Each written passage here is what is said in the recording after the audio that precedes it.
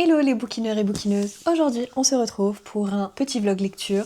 J'avais envie de vous amener avec moi durant mes diverses lectures parce que j'ai l'impression que filmer me motive à lire et ces derniers temps j'ai un peu du mal à m'y mettre. Peut-être aussi parce que ma palle de Mars ne me donne pas plus envie que ça, peut-être, on verra bien. Je vous prends au plein milieu d'une lecture, je suis en train de lire La Reine du Noir de Julia Barthes. J'ai eu du mal à m'y mettre, je voyais pas où est-ce que ça m'emmenait pour être sincère. Donc j'ai hésité à le DNF, mais petit à petit, là, page 148, en tout cas je me suis arrêtée, ça commence à, voilà, à faire quelque chose qui pourrait m'intéresser. L'histoire, c'est... Les gars, je suis en train de faire le dérush de la vidéo. Je suis en train de résumer le début du livre, La Reine du Noir. Sauf que ça se voit que j'étais pas déjà convaincue de base, parce qu'on n'y comprend rien du tout. Voilà, donc je vais juste vous lire la 4e de couverture pour que vous puissiez quand même comprendre l'histoire. Et je vous remettrai la suite de la vidéo après. Pour beaucoup de lectrices, Rosa Valo est une romancière de génie, et peut-être plus encore, une sorte de gourou. Grâce à elle et à son livre La langue du démon, nombre de jeunes filles et de femmes ont cessé de se considérer comme de petites créatures fragiles pour explorer leur côté sombre, pulsionnel, sexuel.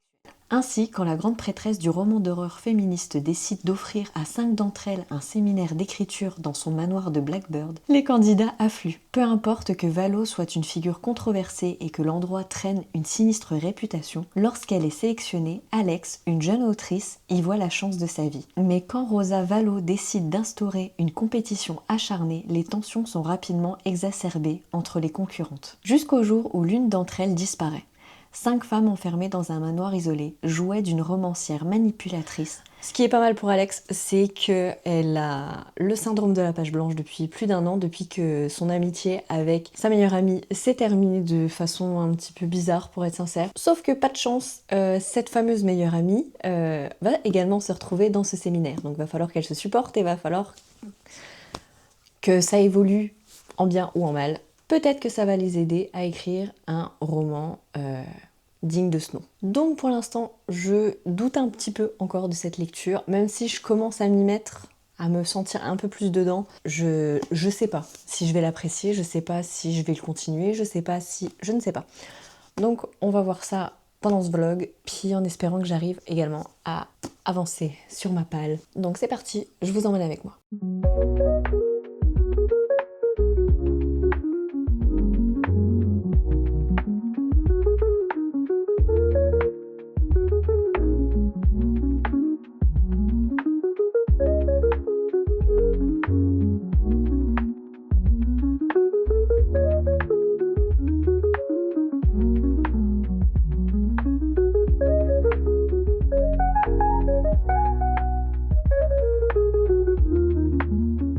J'avance petit à petit sur La Reine du Noir. Je suis à la page 302. Ça fait à peu près 100 pages que ça a commencé à un petit peu bouger. Mais j'ai vraiment du mal à me mettre dedans. Tout est sujet à ne pas lire ce livre. Pour être sincère, je trouve toujours un moyen d'éviter la lecture. Il me reste à peu près 140 pages. J'espère que ça va un peu bouger parce que tout est clairement prévisible. Je m'attache pas au personnage. J'aime bien le fait que ce soit en huis clos, mais j'ai l'impression que c'est pas du tout poussé. Il y a aucune angoisse, il y a rien qui m'intéresse vraiment. Je pensais que ça allait être plus paranormal aussi, mais en l'occurrence, bon, pour l'instant, c'est pas utilisé, en tout cas dans le bouquin. Donc on verra. Dans 140 pages, je vous reprends et on verra ce que j'en dis au final. Ça y est, il est terminé. Je reste toujours sur mon premier avis, ça ne casse pas 3 pattes à un canard. Sincèrement, je l'imagine bien adapté, en téléfilm de l'après-midi, sur M6. Ça se lit, hein, c'est pas mauvais, mais c'était pas fifou. Vu que je viens de terminer La Reine du Noir, il est temps de choisir ma prochaine lecture. Alors déjà, j'ai pas très envie pour l'instant de lire J'aime votre peur vu que c'est un thriller et que La Reine du Noir est un thriller. Je me dis que ce serait peut-être le moment de me lancer dans une des fantaisies, donc c'est-à-dire soit Les Ailes Dorées, Le Sang et la Cendre et Powerless. Mais je ne sais pas laquelle des trois. Je pense que je vais prendre tout simplement celle du mois dernier que j'ai pas lue, donc c'est-à-dire Powerless. Donc Powerless, c'est une romantaisie. J'ai vu énormément de points positifs sur ce livre, mais également beaucoup de points négatifs. Donc on va voir, on va pas partir là-dessus, on va essayer de se faire son propre avis. Avant de commencer ce livre, je vais peut-être vous lire le résumé, ce serait pas mal. Seuls les êtres extraordinaires ont leur place au royaume d'Ilia. Seuls ceux qui disposent d'un pouvoir ont le droit de vivre. Paydin fait partie des ordinaires chassés et tués pour préserver cette société d'élite. Son existence même est un crime. Pour survivre, Paydin se prétend médium et mène une vie de voleuse dans les bas-fonds. Elle parvient à faire profil bas jusqu'au jour où elle sauve sans le savoir l'un des princes d'Ilia. Elle est alors choisie pour les épreuves de la purge, une compétition brutale pour mettre en valeur les pouvoirs des élites, dont elle est entièrement dépourvue. Si les épreuves ne la tuent pas, le prince Kay le fera lui-même lorsqu'il découvrira ce qu'elle est. Il est le futur exécuteur, le bourreau des innocents, le chasseur d'ordinaire. Elle est la menace qu'il est chargé d'anéantir. Tomber amoureux et peut-être ce qui pourrait lui arriver de pire. Quand on lit le résumé, sincèrement, pourquoi pas? Faut vraiment pas que je parte perdante, mais voilà, on va commencer et puis je vous en parlerai.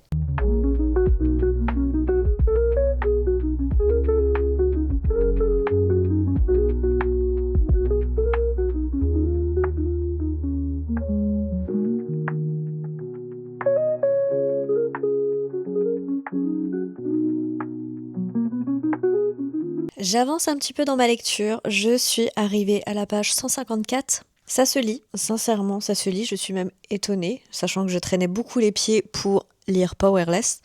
Sauf que j'ai une impression bizarre, j'ai l'impression d'avoir déjà lu ce livre, mais que ça a été un peu modifié. J'ai vraiment l'impression de lire Hunger Games dans un monde de fantasy. On va voir si ça continue à me donner cette impression. On se retrouve plusieurs jours plus tard et oui, j'ai pas consacré énormément de temps à la lecture cette semaine étant donné que j'étais d'après-midi, mais j'ai quand même un petit peu avancé. Je suis arrivée à la page 292, donc voilà, je suis à la moitié du livre et je suis toujours aussi étonnée d'aimer ce qui est en train de se passer dans ce livre et dire que je traînais les pieds pour le lire et au final, j'accroche bien. Il y a quand même des petits...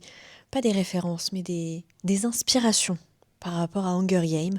Il y a vraiment des passages où je me dis ça ressemble à Hunger Games quand même.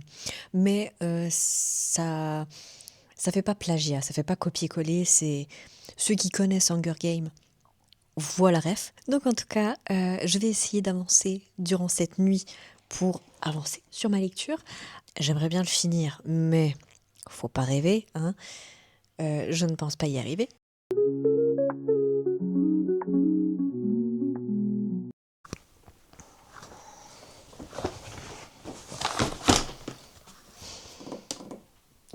Je sais ce que vous allez dire, et non, je me moque pas de vous.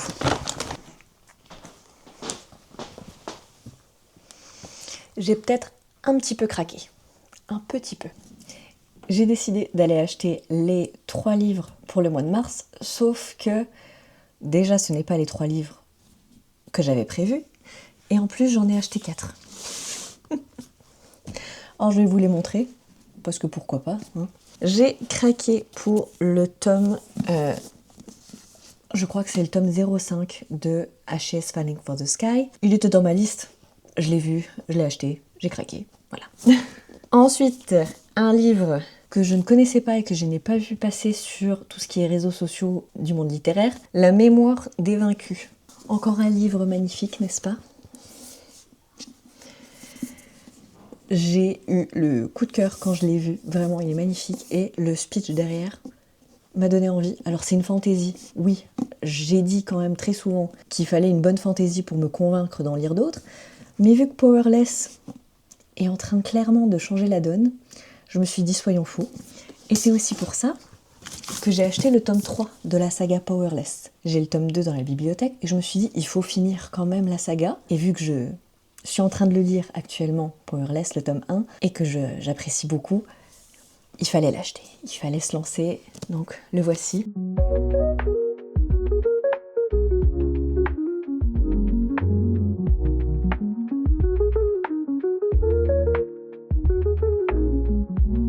Je profite de ce petit temps de cuisine pour avancer sur ma lecture. Je suis à la page 484 et j'aime toujours autant ma lecture. Ce n'est pas une lecture rapide comme d'autres livres que j'ai pu lire, mais c'est une lecture tout aussi agréable. Ça y est, je viens de terminer le tome 1 de Powerless. Que dire, j'ai deux avis. D'abord, j'ai bien aimé ma lecture, c'était une lecture agréable, addictive. J'ai adoré la dynamique entre Paydin et Kai, mais il y a une part de moi qui a trouvé des passages quand même pas mal longs et pas utiles. Donc j'ai quand même aimé, j'ai hâte de découvrir la suite et je lui donnerai 4 étoiles sur 5. J'espère vraiment que les autres tomes auront plus. Maintenant, on va choisir ma prochaine lecture. J'avance pas beaucoup ce mois-ci au niveau des lectures, mais ça va aller, hein. Tout d'abord, il me reste J'aime votre peur, Shushara, Psychogame, une autre fantaisie, Le sang et la cendre, et une autre fantaisie, Les ailes dorées. Alors j'ai une part de moi qui n'a pas envie de relire encore une fantaisie étant donné que Powerless est une fantaisie. Bon, j'hésite entre ces deux-ci, donc ce sera celui-ci. Donc pour vous parler un peu plus de ce livre, le résumé qu'il y a derrière, ça dit « Ravagée par la main de l'homme, la terre n'est plus celle que nous connaissons. Les ressources viennent à manquer et les conditions météorologiques s'aggravent. La ville de Shushara, située quelque part en Afrique, attire des habitants du monde entier. Adam, le frère de Jeanne, est parti pour cette mystérieuse cité voilà plusieurs années. Sans nouvelles de lui, elle décide de tout quitter pour le retrouver. Mais une fois arrivée à Shushara, c'est la surprise. La jeune femme apprend qu'Adam est mort et se rend compte que rien n'est tel qu'elle l'avait imaginé. Les immigrés cherchant asile dans la cité sont tous regroupés dans un bidonville confrontés à la réalité implacable d'un mirage. En plein deuil, Jeanne devra faire un choix, tenter de venir en aide à ces personnes ou parvenir à intégrer Shushara. On verra si ça me plaît.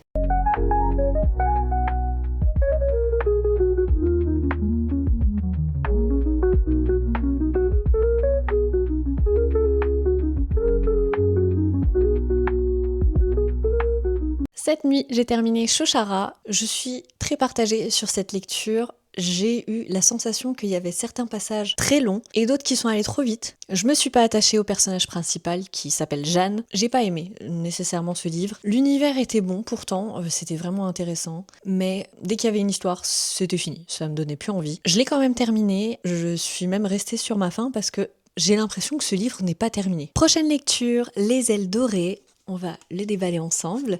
C'est le tome 1 de la saga Fallen Fae Gods. Le résumé qui est écrit derrière, c'est « Quand une voix grave et envoûtante, presque inhumaine, m'annonce la disparition d'un livre ancien, la panique me gagne. Sans attendre, je fonce à la bibliothèque Dragerfield en pleine nuit, bravant les règles la plus importante, l'interdiction formelle d'y entrer après le coucher du soleil. Car Dragerfield est une porte, un passage vers Rhysès, le royaume des Fae. Un monde qui ne s'ouvre qu'à la nuit tombée. Un monde où les humains n'ont que deux rôles, divertir ou je vous laisse deviner. Et moi, l'idiote, j'ai franchi la frontière sans y être invitée. Ah, et cette voix au téléphone. C'était Drager, l'un des 5 déchus. Un dieu faé à l'aura draconique et mon nouveau geôlier. Le livre disparu n'est déjà plus qu'un lointain souvenir. Maintenant, c'est ma liberté et peut-être ma vie que je risque de perdre.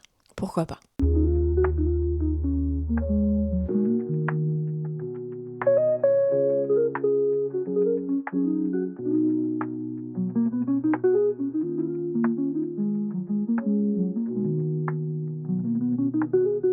Je vous reprends, j'ai à peine commencé ma lecture, je suis à la page 32. Et point positif de ce livre, alors déjà j'aime bien comme c'est écrit et c'est des petits chapitres. Je sais pas si vous êtes comme moi, mais les énormes chapitres, c'est un peu chiant parce que c'est quand même un bon repère les chapitres. Et j'aime bien me donner un peu des objectifs. Allez, je lis ce chapitre et après je vais faire ce que j'ai à faire. Et quand c'est des longs chapitres, bah c'est un peu chiant.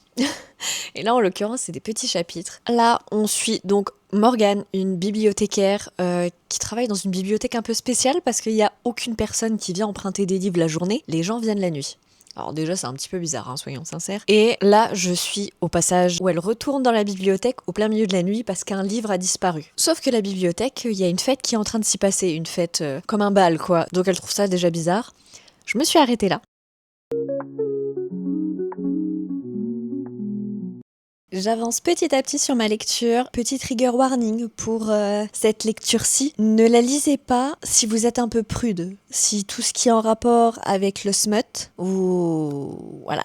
Il n'y a pas encore de scène de smut, mais par contre, tout est prétexte à en parler. Donc faites bien attention si vous lisez ce genre de livre. On se retrouve quelques jours plus tard. Je crois que le dernier rush date du 15 mars. Et là, nous sommes le 18. J'avance petit à petit sur ma lecture du tome 1 des Ailes dorées. Je me suis arrêtée au chapitre 36 à la page 264.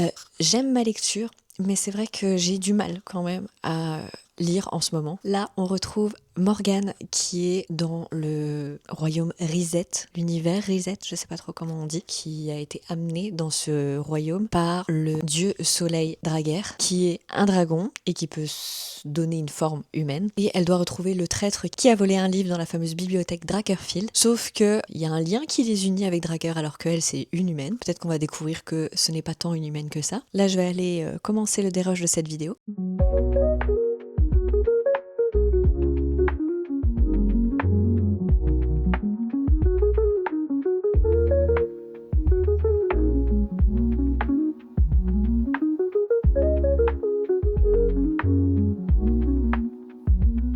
Je vous retrouve le lendemain. J'ai bien avancé sur ma lecture, je suis contente. Je suis arrivée au chapitre 47, page 365. Et comme vous pouvez le voir, il me reste clairement pas grand chose. Je pense que d'ici demain, il sera terminé. Donc je réitère ce que j'avais dit lors d'un trigger warning. Au moment où je vous l'avais dit, il n'y avait pas encore de scène de smut. Il y en a beaucoup. Enfin, non, par rapport à d'autres livres que j'ai lus, il n'y en a pas énormément, mais il y en a. Vraiment, faites attention à vous. Ne lisez pas si vous n'êtes pas adepte de ça. Mais j'aime bien, j'accroche bien. Ce que je trouve un petit peu, je sais pas si c'est utile. En tout cas, pour l'instant, je trouve pas ça nécessairement utile. Je pense que l'histoire aurait pu être faite autrement, mais bon.